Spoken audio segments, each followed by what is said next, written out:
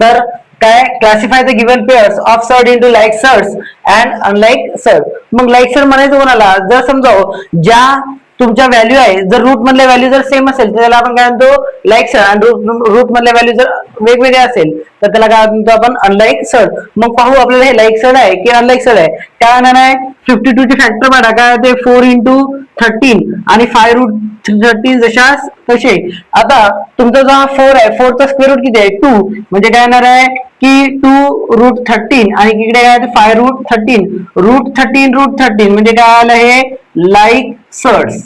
ठीक आहे, चला दुसरा पाहून घेऊ. काय येणार आहे इथं 68 आहे, मग 68 ला एखादा परफेक्ट स्क्वेअर ने डिवाइड होते का, तर चला पुन्हा पाहून घेऊ. काय येणार आहे 4 into 17 आणि इकडे काय 5 root 3, पुन्हा तुमचा 4 चा स्क्वेअर रूट किती 2 root 17 आणि इकडे काय 5 root 3, रूट मध्ये रूट 17 आणि रूट 3 हे दोघं काय सारखे नाही, सेम नाही, म्हणजे अनलाईक सर्ड.